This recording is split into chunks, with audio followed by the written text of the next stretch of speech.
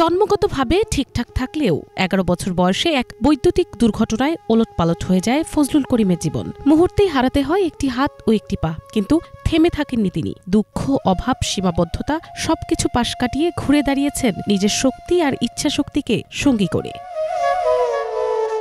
বরগুনার আমতলী উপজেলার কুকুয়া ইউনিয়নের কেওয়াবুনিয়া গ্রামের বাসিন্দা ফজলুল করিম এক হাত এক পা নিয়েই নিজ এলাকা কেওয়াবুনিয়া সরকারি প্রাথমিক বিদ্যালয়ের পাশে ছোট্ট একটি দোকান চালান তিনি। ভোর হতেই দোকান খুলে স্কুলের শিক্ষার্থী, শিক্ষক থেকে শুরু করে পথচারীদের চা বিস্কুট পরিবেশন করেন হাসি মুখে। বিনিময়ে উপার্জিত প্রতিটি টাকা তার কাছে শুধু আয় নয়, আত্মসম্মান। ছোটকাল থেকে জেনে আসছি যে মানুষ যে ভিক্ষাবৃত্তি করে এটা আসলে সমাজের ঘৃণ্যতম একটা কাজ।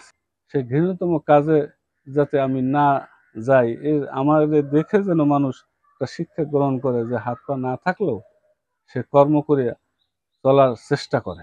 ২০০৫ সালে বিয়ে করেন ফজলুল। ২ কন্যা নিয়ে তার ছোট পরিবার। এক হাত এক পা নিয়েও নিজের সংসার নিজের মতো করেই চালিয়ে যাচ্ছেন তিনি। কিন্তু চলতি বছরে ২বার দোকানে চুরি হওয়ায় অর্থাভাবে মেরামত করাতে পারেননি দোকানের ভেঙে যাওয়া টিন। তবে মানসিকভাবে দৃঢ় আছেন এখনো। বড় মেয়েটা তো এসএসসি পাশ করার পর বিয়ে দিয়ে দিছি। আর এই ছোট মেয়েটা চিন্তা করছি যে ও যদি লেখাপড়ি করে উচ্চশিক্ষিত হয়, একটা চাকরি বাকরি বা ভালো একটা সম্মানজনক কর্ম গ্রহণ করলে হয়তো আমাদেরকে দেখাশোনা করলে আমাদের ভাগ্যের মোড় ঘুরে যেতে পারে। তার এই দৃঢ় মানসিকতা অনেকেরই অনুপ্রেরণা। স্থানীয় শিক্ষক ও সমাজকর্মীরা মনে করেন প্রতিবন্ধকতা নয়, ইচ্ছাশক্তি হলো মানুষের সবচেয়ে বড় শক্তি।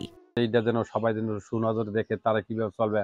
বিত্তশালী যারা আছে তারা সরকারি ফান্ড আছে, বিভিন্ন ধরনের সাহায্য সহযোগিতা আছে, তার মাধ্যমে যোগাযোগ করে যদি একটু আর্থিক সহযোগিতা পাইতে হয়তো বা সে একটু সচ্ছল হয়তো। অন্যের মুখোমুখি না হয়ে নিজে নির্ভরশীল হতে চাচ্ছে, কিন্তু ওনার আর্থিক অনটনের জন্য পারতেছে না।